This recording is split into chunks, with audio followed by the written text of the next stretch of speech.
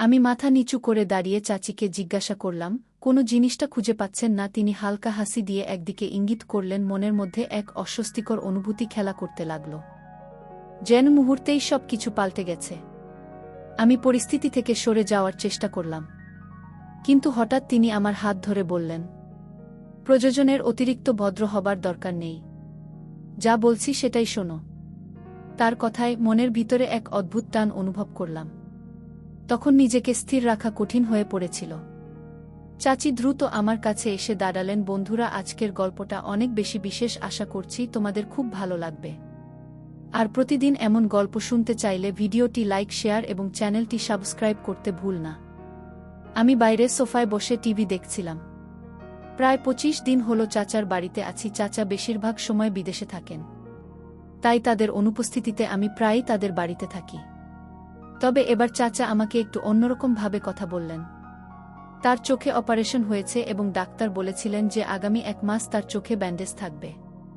এই সময়টাই তিনি চাচ্ছিলেন আমি যেন তার পাশে থেকে তাকে সাহায্য করি, কারণ তিনি কিছুই দেখতে পারছিলেন না, আর তার স্ত্রীও এখনও ছোট। এজন্যই তিনি আমার সাহায্য চেয়েছিলেন। তবে আমি জানতাম না যে এই সাহায্য আমার জন্য কতটা কঠিন হতে চলেছে। একদিন হঠাৎ ফোন বেজে উঠল। দেখি চাচার কল। চাচা জানালেন তিনি বাড়ির দরজার বাইরে দাঁড়িয়ে আছেন।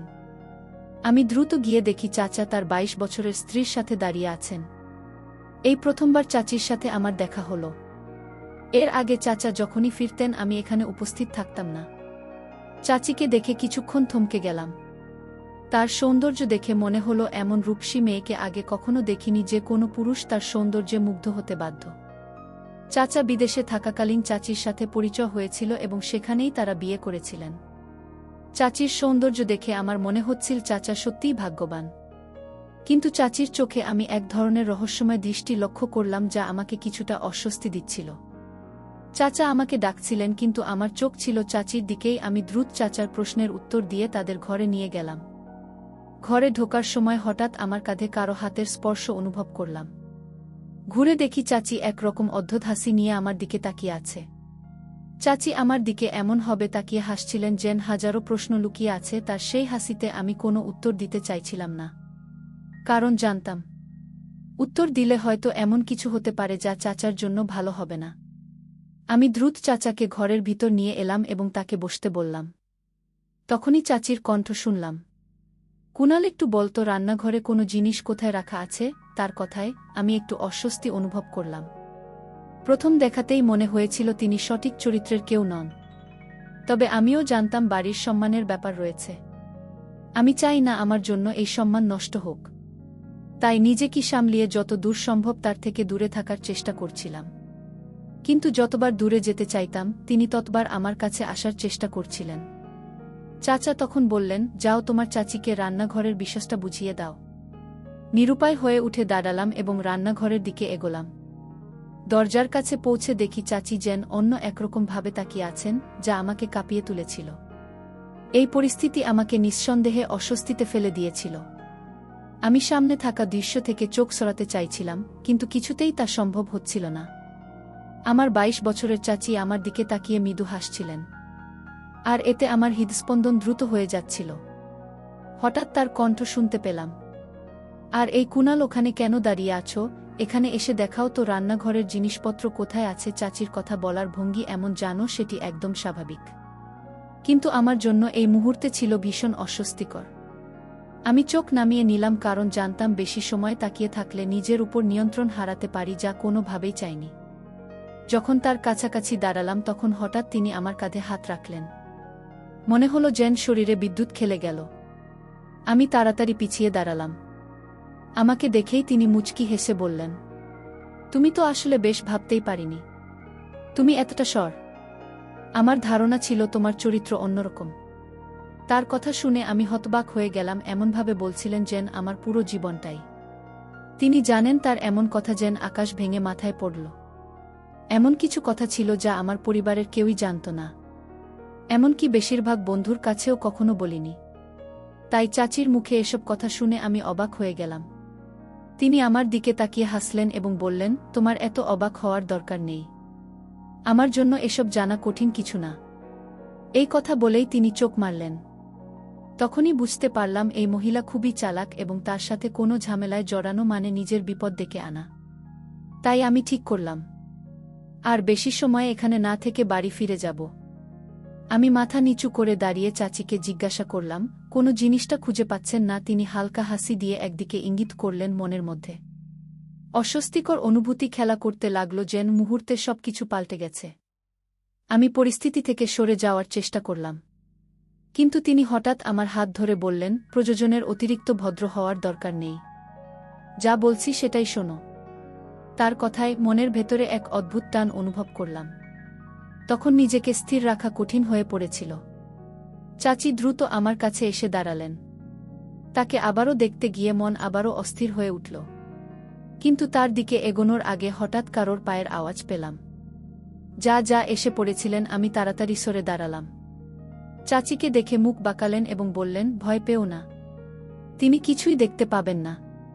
তার কথায় কোনো উত্তর না দিয়ে আমি চাচার কাছে গেলাম এবং জিজ্ঞাসা করলাম, আপনার কিছু লাগবে কি? তিনি মাথা নাড়িয়ে বললেন, না, আমার কিছুই লাগবে না, তবে আমি চাই তুমি চাচিকে ফার্ম হাউসে নিয়ে যাও, কারণ এখান থেকে যাওয়ার আগে সে সেখানে যাওয়ার জন্য খুব উৎসাহিত। তুমি জানো সেই এলাকাটা কত সুন্দর। যখন তাকে ফার্ম হাউসের ছবিগুলো দেখালাম তখন থেকেই সে যাওয়ার জন্য অস্থির হয়ে পড়েছে। আমি একবার চাচির দিকে তাকালাম, দেখলাম তিনি আমাকে এক অদ্ভুত দৃষ্টিতে দেখছেন। হঠাৎ তিনি এমনভাবে ইশারা করলেন যে আমার লজ্জায় মাথা নিচু হয়ে গেল। মনে হলো চাচাকে না বলেই সব জানিয়ে দিই। কিন্তু চাচা অনেকটা অনুরোধের সুরে আমাকে বলেছিলেন। আমি চাচাকে আমাদের সাথে যেতে বললাম, কিন্তু তিনি ক্লান্তির কথা জানিয়ে থেকে যেতে চাইলেন। তিনি বললেন, আমি এখানে বিশ্রাম নেব, তোমরা দুজনেই যাও। চাচিও উৎসাহ নিয়ে বললেন, তাহলে আর দেরি কেন, তাড়াতাড়ি চলো। এই বলে তিনি আমার হাত ধরে টেনের সামনের দিকে নিয়ে যেতে শুরু করলেন। আমি পেছনে ফিরে চাচার দেখে তাকালাম, কিন্তু তিনি অন্যদিকে মনোযোগী ছিলেন এবং আমাদের দিকে ফিরেও তাকাচ্ছিলেন না। দিকে চাচ্ছি আমার হাত শক্ত করে ধরে রেখেছিলেন, যার স্পর্শে আমি অস্বস্তিতে পড়ে যাচ্ছিলাম। অবশেষে এক ছটকায় হাতটা ছাড়িয়ে নিলাম। আমি তাকে কঠোর সুরে বললাম, আমার সাথে এমন আচরণ করার কোনো প্রয়োজন নেই। তুমি যেভাবে আমাকে ভাবছ আমি সেরকম নই, আর তোমার কোনো ইচ্ছে আমি পূরণ করব না। তার কথা শুনে তার চোখে জল চলে এল, কিন্তু আমি তার দিকে আর একবারও তাকালাম না। এতে আমার কোনো প্রভাব পড়ল না, তবে মনে হচ্ছিল 22 বছরের একটি মেয়ে আমার সামনে দাঁড়িয়ে এবং এই মুহূর্তে সে যেন আমার উপর নির্ভর করছে। এই ভাবনা আমাকে ভীষণ অস্থির করে তুলেছিল। আমি দ্রুত সেখান থেকে সরে এসে নিজের ঘরে চলে এলাম। বুক ভরে শ্বাস নিচ্ছিলাম, কিন্তু বুঝতে পারছিলাম না কিভাবে এই সমস্যার সমাধান করব। তার আচরণে আমি বেশ বুঝতে পেরেছিলাম নিজেকে নিয়ন্ত্রণ করা আমার পক্ষে সহজ হবে না। অবশেষে বুঝতে পারলাম আমারও সীমাবদ্ধতা আছে, আর অনেকক্ষণ ধরে নিজেকে নিয়ন্ত্রণ করার সম্ভব না। মনে হচ্ছিল সুযোগ এখনই আমার সামনে এসেছে, কিন্তু এমন চিন্তা মাথায় আসতেই দু হাতে নিজের মাথা চেপে ধরলাম এবং নিজেকে শান্ত রাখার চেষ্টা করতে লাগলাম। হঠাৎ শরীরটা খারাপ লাগতে শুরু করল, তাই চাচার কাছে গিয়ে বললাম, আজ হয়তো আমি যেতে পারবো না। তখনই চাচিকে সুন্দর পোশাক পরে দাঁড়িয়ে থাকতে দেখলাম এবং এক মুহূর্তে থমকে গেলাম। তাকে দেখে মনে হচ্ছিল যেন এক অনন্য সৌন্দর্যের ছাটা ছড়িয়ে দিচ্ছে। আমি দৃষ্টি সরিয়ে নেওয়ার চেষ্টা করলাম, কিন্তু বারবার চোখ ফিরে যাচ্ছিল। মনে হচ্ছিল নিজের আবেগকে সামলে রাখা কঠিন হয়ে পড়ছে। সেই মুহূর্তে ভাবলাম হয়তো তার ইচ্ছাটি সম্মান জানানো সঠিক হবে, যদি সে নিজেই এতে স্বাচ্ছন্দ্য বোধ করে। তবে আমি কেন পিছু হাঁটব এমনটা ভেবে অজান্তেই মুখে এক রহস্যময় হাসি ফুটে উঠল। মনে হচ্ছিল ভেতরে লুকিয়ে থাকা এক দুর্বলতা ধীরে ধীরে আত্মবিশ্বাসের রূপ নিচ্ছে। যখন কেউ আন্তরিকভাবে সৌন্দর্যের মাধ্যমে মনোযোগ আকর্ষণের চেষ্টা করে, তখন নিজেকে সামলে রাখা সহজ নয়। শুরুর দিকে নিজেকে সামলে রাখা কঠিন ছিল, কিন্তু একবার মনে হলো পরিস্থিতি মেনে নিলে সব সহজ হয়ে যাবে। তখন থেকেই মনে এক শক্তি এল, সবকিছু স্বাভাবিক মনে হতে শুরু করল। তাই বেশ আত্মবিশ্বাসের সুরে বললাম, চলো আমাদের যাত্রা শুরু করতে হবে। আমি চাচাকে বললাম, দ্রুত না গেলে আবহাওয়া খারাপ হয়ে যাবে। আমার কথা শুনে চাচা বললেন, আবহাওয়া খারাপ হলে দুজনেই সেখানে থেকে যেও। চাচার এমন সহজভাবে বিশ্বাস করাটা দেখে আমার মনে একটু অপরাধবোধ তৈরি হলো। চাচা আমার উপর যে আস্থা রেখেছেন সেটি মনে হতেই অস্বস্তি হচ্ছে। তখন হঠাৎ অনুভব করলাম কেউ আমার হাত ধরেছে। তাকিয়ে দেখি চাচি দাঁড়িয়ে আছেন আর মিষ্টি করে হাসছেন। চাচি বললেন, চলো আর দেরি কেন? আমি হেসে ফেললাম, যা দেখে চাচি একটু বিস্মিত হয়ে নিচু হয়ে তাকালেন। তাকে নিয়ে দ্রুত গাড়ির দিকে এগোলাম। পথে তিনি মুচকি হেসে বললেন, তোমার তো সাহস এত তাড়াতাড়ি ফুরিয়ে গেল। আমিও হেসে উত্তর দিলাম, সামনে এমন একজন সুন্দরী থাকলে কারিব সাহস থাকে। তার হাসিটা বেশ মোহময়ী ছিল। যদি বলি তিনি সম্পূর্ণরূপে রূপের আধার, তাতে ভুল কিছু হবে না। তার কণ্ঠ থেকে শুরু করে তার হাসি, সবই বেশ আকর্ষণীয় ছিল। তখন বললাম, সেখানে গিয়েও কি তুমি অন্যদেরও এমন করে আকর্ষণ করবে? তার কথা শুনে প্রথমে সে একটু রেগে আমার দিকে তাকাল, কিন্তু কিছুক্ষণ পরেই হেসে উঠল। তার এমন আচরণ দেখে অবাক হলাম, কারণ আমি তো কোনো মজা করিনি, শুধু সোজাসুজি একটি প্রশ্ন করেছিলাম। সে বলল, না, আমি ওখানকার অন্য কাউকে আকর্ষণ করার চেষ্টা করিনি। তোমার চাচা আমাকে ঘরে রেখে বাইরে যেতেন যাতে কারো সাথে আমার কোনো সম্পর্ক না হয়। তার কথা শুনে কিছুটা হতবাক হয়ে জিজ্ঞাসা করলাম, কেন এমন করতেন? সে হেসে বলল, আসলে একবার তোমার চাচা আমাকে ভুলভাবে ধরে ফেলেছিলেন। তখন আমি মিথ্যে বলেছিলাম যে সে আমার দূরের আত্মীয়। কিন্তু তুমি তো জানো তোমার চাচা কতটা সরল মানুষ। তিনি এখনও আমাদের একসাথে যেতে দিয়েছেন, যদিও জানেন যে আমরা দুজনেই তরুণ। বেশিরভাগ মানুষ বুঝতে পারে না যে কখন পরিস্থিতি খারাপ হতে পারে। তার কথা শুনে আমি মাথা নাড়লাম এবং বললাম, না চাচা আমাদের পরিবারের সবচেয়ে বুদ্ধিমান মানুষ। তার এই বিশ্বাসকে কখনো ভুল ব্যাখ্যা করতে দিও না। আমার কথা শুনে সে হাসল এবং বলল, হয়তো তাই হবে, কিন্তু আমার ব্যাপারে সে একেবারেই বোকা হাডে টেনি। আমি বেশ খুশি, তুমি জানো না এখনও যে সে আমাকে কত বড় আনন্দ দিতে চলেছে। আমি ওর দিকে তাকাতেই সে খিলখিল করে হেসে উঠল। ফার্ম হাউস এখান থেকে প্রায় 2 ঘন্টার পথ। আমরা প্রায় আধা ঘন্টা ধরে গাড়ি চালাচ্ছি। মনে হচ্ছিল যেন উড়ে সেখানে পৌঁছাই। যত দ্রুত যাওয়ার চেষ্টা করছিলাম ততই বাধা আসছিল। প্রথমে গাড়িতে যান্ত্রিক সমস্যা দেখা দিল, তারপর হঠাৎ পেট্রোল শেষ হয়ে গেল। আমি রাস্তার মাঝখানে গাড়ি থামিয়ে দাঁড়িয়ে আছি। চাচি চিন্তিত চোখে তাকিয়ে বললেন, এটা কি মজা করছো? তুমি বুঝতে পারছো না যে আমি ধৈর্য হারিয়ে ফেলছি? আমি তাকে বকাঝোকা করে বললাম, আমার অবস্থাও একই, তাই দয়া করে আমাকে আর কথা শোনাতে এসো না। কিছুক্ষণ চেষ্টা করার পর অবশেষে গাড়ি ঠিক হলো। স্বস্তি নিয়ে শ্বাস ফেললাম এবং আবার ফার্ম হাউসের পথে এগোতে লাগলাম। সেখানে পৌঁছাতেই আবহাওয়া হঠাৎ খারাপ হয়ে গেল। ছমছমিয়ে বৃষ্টি শুরু হলো। বাইরে এমন আবহাওয়ায় গাড়ি চালানো মানেই বিপদকে আমন্ত্রণ জানানো। আমাকে দেখে চাচি হাসতে লাগলেন এবং বললেন, দেখো, প্রকৃতিও আজ আমাদের পাশে আছে। মানে আজকের দিনটা আমাদের। তার কথা শুনে আমিও একটু হেসে ফেললাম। তখন আমরা ফার্ম হাউস এর সামনে ছিলাম। আমরা সেখানে দাঁড়িয়ে কথা বলছিলাম। এমন সময় হঠাৎ পেছনে কারোর উপস্থিতি অনুভব করলাম। পিছনে ফিরে তাকাতেই দেখি কয়েকজন দাঁড়িয়ে আছে। তাদের দেখে মনে হলো যেন মাথার উপর আকাশ ভেঙে পড়েছে। সেখানে আমার চাচার পরিবারের 1-2 মানুষ হাজির। আমাদের দাঁড়িয়ে থাকতে দেখে আমার নানি এগিয়ে এলেন এবং হাসি মুখে বললেন, এই যে তোমরা এত দেরি করে এলে কেন? প্রশ্নটা শুনে আমি হতবাক হয়ে গেলাম। মনের মধ্যে চিন্তায় ঝড় উঠল। ভাবছিলাম হয়তো কেউ আমাদের আগের কথোপকথন শুনে ফেলেছে, কিন্তু নানির ব্যবহারে তেমন কিছু বোঝা গেল না। তার কথা শুনে মনে হলো না যে তিনি আমাদের আগের কথা শুনেছেন। আমি একবার চাচির দিকে তাকালাম। তার মুখে অস্বস্তির ছাপ স্পষ্ট, যেন প্রচণ্ড বিব্রত। ওর এমন অবস্থা দেখে আমার হাসতে পারছিল, আবার পরিবারের উপরও একটু রাগ হচ্ছিল, কারণ এত পরিকল্পনা করেও এখানে এসে সব এলোমেলো হয়ে গেল। চাচির মেজাজ খুব খারাপ ছিল, আর সে যেন ইচ্ছে করে সবার সাথে খারাপ ব্যবহার করছিল। আমি বারবার চোখের ইশারায় তাকে শান্ত থাকার সংকেত দিলাম, কিন্তু সে কোনো মনোযোগী দিল না। তাকে দেখে মনে হচ্ছিল যেন মাথা ঠিক নেই, প্রচণ্ড রাগে আছে। নানি তাকে দেখে অবাক হয়ে আমাকে বললেন, এই মেয়েটার ঠিক হলো সবার সাথে এমন করে কেন কথা বলছে? নানির কথা শুনে আমি দীর্ঘশ্বাস ফেললাম। আমি কি বলতাম? তাদের যে পরিকল্পনা ছিল সেটা আপনারা এসে একেবারে বিফল করে দিলেন। আমার মুখে হতাশার ছাপ দেখে নানি বললেন, সত্যি বলো, তোমরা ঠিক কি ভেবে এখানে বসেছিলে? নানির প্রশ্নে কিছুক্ষণ চুপ থেকে নিজেকে সামলালাম। তারপর বললাম, আসলে আমরা ভাবিনি যে আপনারা সবাই এখানে থাকবেন। নানি হাসি মুখে বললেন, আমরাও তো পরিবার, তোমাদের কাছে মানুষ। তবে কেন এত বিরক্ত হচ্ছ? তার কথায় আমি কাচুমাচু হয়ে কিছু না বোঝার ভঙ্গি করলাম, আর নানি খুশিমনি আরও কিছু বলতে লাগলেন। আমি তখন চুপচাপ বসে সবার কথাবার্তা শুনছিলাম।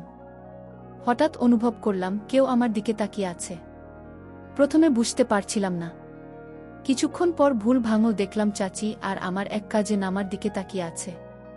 আমাদের চোখাচোখি হতেই সে তাড়াতাড়ি চোখ নামিয়ে নিল। তার মুখে লাজুক হাসির আভা ফুটে উঠল। সবটা দেখে এক মুহূর্তের জন্য বিশ্বাস করতে পারছিলাম না, কারণ ছোটবেলা থেকেই এই কাজিনকে আমি পছন্দ করতাম। তবে কখনো মায়ের কাছে সম্পর্কের বিষয়ে কিছু বলিনি। মনে হতো তারা ধনী পরিবার থেকে, আর আমাদের মতো সাধারণ পরিবারের সাথে তাদের সম্পর্ক হবে না। কিন্তু ওর আজকের এই তাকানোর ভঙ্গি আর মৃদু হাসি বলে দিচ্ছিল যে সম্ভবত সেও আমাকে পছন্দ করে এবং কাছে টানতে চায়। আমিও হেসে ওর দিকে তাকালাম। ঠিক তখনই মনে হলো কেউ যেন আমাকে খোঁচা দিল। তাড়াতাড়ি অন্যদিকে তাকাতেই দেখি চাচি বসে আছেন, রাগে আমার দিকে তাকিয়ে আছেন। চাচের সেই রাগী চেহারা দেখে আমি হেসে ফেললাম। তবে সে এতটাই রেগেছিল যে তার মুখে হাসিও ফুটছিল না। যাই হোক, সবকিছু এমনিতেই গিয়ে একেবারে এলোমেলো হয়ে গিয়েছিল। একদিকে ভালোই হয়েছে রাতে চাচি এসে বললেন আমাকে এখনই বাড়ি ফিরে যেতে হবে। একবার বাইরে তাকালাম, তখন আবহাওয়া বেশ খারাপ ছিল। তাকে বললাম এখন যাওয়া সম্ভব নয়, বাইরে ঝড় বৃষ্টি হচ্ছে, এই আবহাওয়ায় গাড়ি চালানো বিপজ্জনক, ভালো হয় তুমি সকালে যাও। কিন্তু সে একরকম বাচ্চাদের মতো জেদ ধরল। কিছুক্ষণ পর তাকে ওর মতো রেখে দ্রুত নিজের ঘরে ফিরে এলাম, কারণ এই মুহূর্তে ও যেন আমার উপর জোর করে কর্তৃত্ব করতে চাইছিল। অথচ আমি কখনোই এমন মানুষ ছিলাম না যে কোনো মেয়েকে জীবনের ঝামেলা হিসেবে দেখে। সকালে দরজায় টোকা পড়তেই আমার ঘুম ভাঙল। দেখলাম চাচি দাঁড়িয়ে আছেন। পরের মুহূর্তে সে ঘরে ঢোকার চেষ্টা করছি। আমি তাকে থামিয়ে বললাম, সাবধান, এখানে কোনো ঝামেলা করার চেষ্টা করো না। সে কয়েক মুহূর্তের জন্য অবাক হয়ে গেল, এবং তার অবাক হওয়াটাই স্বাভাবিক ছিল। তবে রাতে আমি নিজের মনকে বুঝিয়ে নিয়েছিলাম, কারণ আমি জানতাম একজন ভদ্র মেয়ে আমার জন্য অপেক্ষা করছে যে সত্যিই আমাকে ভালোবাসে। আমি ঠিক করেছিলাম নিজেকে ওর জন্যই সংরক্ষণ করব। আর চাচির মতো মানুষের জন্য সবসময় আশেপাশে অনেকেই থাকবেই। তাই নিজেকে অপ্রয়োজনীয় ঝামেলায় ফেলার চিন্তা থেকে পিছিয়ে এলাম, কারণ আমি জানতাম আজ যদি এমন কিছু করি তাহলে বাকি জীবনে আমার জন্য অনুশোচনার কারণ হয়ে থাকবে। এর থেকে ভালো আমি এমন একটি মেয়ের সঙ্গী হই যার সঙ্গে জীবন কাটিয়ে সুখী থাকা যায়। এক মুহূর্তেই আমি মস্থির করলাম। চাচি তখন অবাক হয়ে আমার দিকে তাকিয়েছিল। তার অবাক হওয়াটা দেখে সে হেসে মুখে বলল, আমি জানি এই বাড়ির লোকেদের কারণেই তুমি আমার কাছে আসছো না, কিন্তু চিন্তা করো না, যখন আমরা বাড়িতে ফিরব তখন আর কেউ থাকবে না। তার কথা শুনে আমি চুপচাপ তার মুখের দিকে তাকিয়ে রইলাম, কোনো উত্তর দিলাম না। কিছুক্ষণ পর তাকে নিয়ে বাড়ি ফিরে এলাম। রাতে সে আবারও হালকা পোশাক পরে আমার সামনে হাজির হলো, যেন কিছু বলার জন্য প্রস্তুত। আমি তাকে পিছিয়ে দিলাম এবং সে হতভম্ব হয়ে চুপ হয়ে গেল। সেই সময় চাচা ঘরে এসে হাজির হলেন। চাচা বুঝতে পারলেন এই মহিলার আসল চেহারা। সবকিছু পরিষ্কার হওয়ার পর চাচা তাকে ছেড়ে দেওয়ার সিদ্ধান্ত নিলেন এবং তাকে বাড়ি থেকে চলে যেতে বললেন, কারণ চাচা এর আগেও অনেকবার চাচির অপকর্মে নিজ হাতে ধরেছিলেন, কিন্তু তাকে ভালো হওয়ার জন্য কিছু সুযোগ দিয়েছিলেন। কিন্তু চাচি আর ভাল হননি, বরং দিনে দিনে আরও খারাপ হয়েছিলেন। আমি মনে মনে ধন্যবাদ দিলাম যে এমন কোনো কাজ করিনি যাতে চাচার কাছে ছোট হয়ে যায়। এই অভিজ্ঞতা থেকে বড় শিক্ষা পেলাম। কিছুদিন পর আমার কাজিনের সাথে সম্পর্কের কথা পাকাপাকি করলাম, আর এক সপ্তাহের মধ্যে আমাদের বিয়ে হয়ে গেল। এখন আমি তার সঙ্গে সুখে শান্তিতে জীবন কাটাচ্ছি। গল্পের প্রধান চরিত্র এমন একটি পরিস্থিতির মুখোমুখি হয় যেখানে তার উপর চাপ সৃষ্টি করা হয়, কিন্তু সে নিজেকে সামলে সঠিক সিদ্ধান্ত গ্রহণ করে। এর মাধ্যমে বোঝা যায় কঠিন সময়েও আত্মনিয়ন্ত্রণ ধরে রাখা এবং নিজেকে সঠিক পথে পরিচালিত করা গুরুত্বপূর্ণ। পূর্ণ নৈতিক স্থিতিশীলতা ও মানসিক শক্তি একজন মানুষের জীবনকে সুন্দর সম্মানজনক করে তোলে। গল্পের প্রধান চরিত্র এমন একটি সম্পর্ক বেছে নিয়েছে যা তার জীবনকে শান্তি ও সুখে পূর্ণ করেছে। সঙ্গীর ক্ষেত্রে সঠিক মানুষকে বেছে নেওয়া জীবনের শান্তি ও আনন্দের মূল কারণ হতে পারে।